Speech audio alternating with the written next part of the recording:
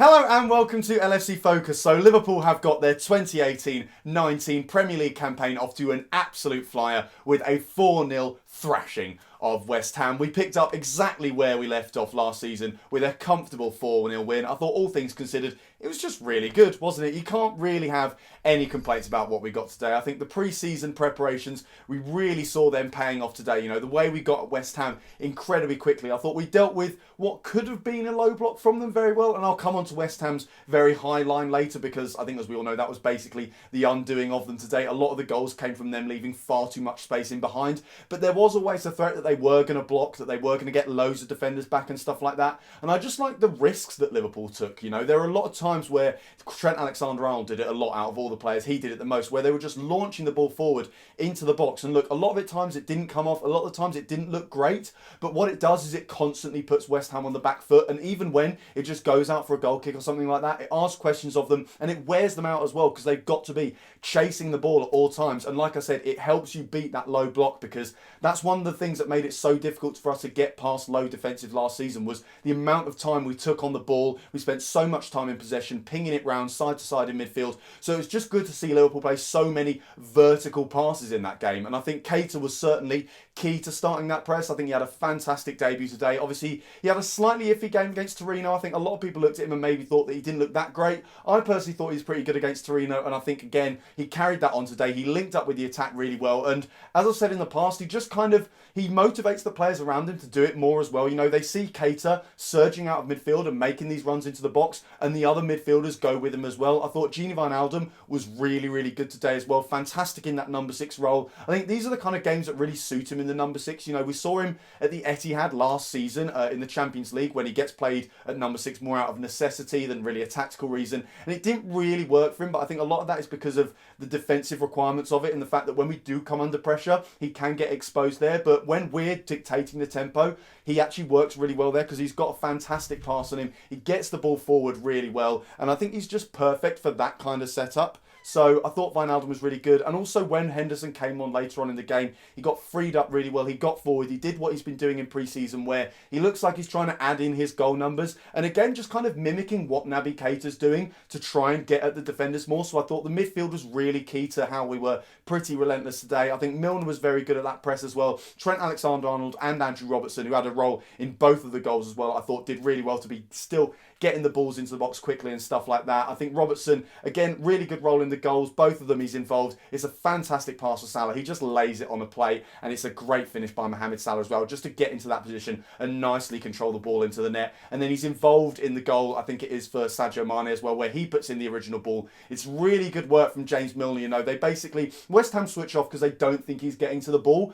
And I just really like the way Liverpool exploited that, where they left so many players in and around the 6-yard box, because they knew that they were going to be able to create a second chance because of the speed with which they're capable of turning the ball over and attacking again. So I thought that was really, really good. And I just thought in general, Mane and Salah exploited that high line incredibly well. And it's something that does give you a positive sign for the season going ahead, because if there's one thing you could maybe accuse our forward line of doing in the past, it's a slight lack of pragmatism, in that they're so good at playing the way they play that they almost stick to it a little too rigidly at times, and sometimes they've got to almost adapt what they're doing to the opposition they're up against. And I thought they adapted to the way that West Ham were defending really, really well in this game, and it's one of the reasons that we ended up running away with it, and Salah gets 1 goal and Mane gets 2. I think if you were going to criticise one player from that first half, it's maybe Roberto Firmino. You know, he did look ever so slightly off it. There are a couple of moments. There's one where Salah plays him through. He takes an extra touch in the box where he really doesn't need to, and I think he doesn't realise that Antonio's going to press him so quickly, and because of it, he doesn't get a goal. And there were just a couple of other moments like that, but I think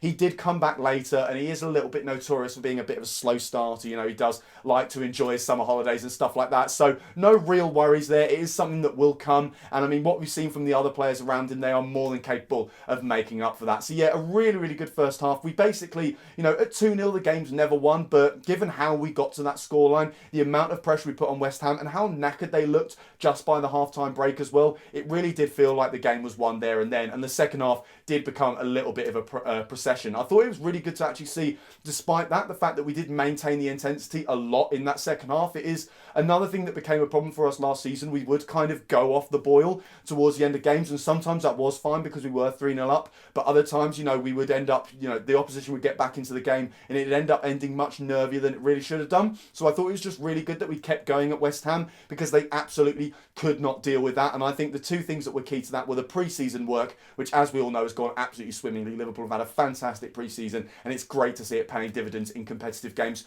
but also the ability to bring on more players from the bench who are just as good as the ones you have already on the pitch. You know, I thought Shaqiri had a really impressive cameo. I really wanted him to get on the pitch. I was really looking forward to it, and unfortunately he didn't get as much time as maybe I think a lot of us would have liked, considering how great he's looked in pre-season. But I think what he did, you know, he took up some really good positions. He was always on the move, always looking to get for the ball as well. He was showing for the ball. He was trying to make things happen, and I think that's a really promising sign for him, because there is the worry that with Salah around him and Mane and all those fantastic players, he could look to just rely on them to make things happen. But it really did look like he wanted to be the main man for Liverpool, and like I said, the positions he took up, he wasn't just playing on the right wing or playing in the number 10 role. He was all over the pitch, and it just asked so many questions of defenders. So I think he had a really good cameo appearance, and hopefully we see a little bit more of Sturridge and Shaqiri in the next few games to come, because he's a fantastic option for Liverpool to have. And then obviously Sturridge comes off the bench at the end. He scores that goal right at the end. It's a really smart finish as well. Just beats the defender at the far post. He knows what's going to happen. He sees the game much better than most of the players around him. He reads it 5 seconds in advance or something like that, and he just plays that finish beautifully. He controls it when it is quite high up. It's not an easy one,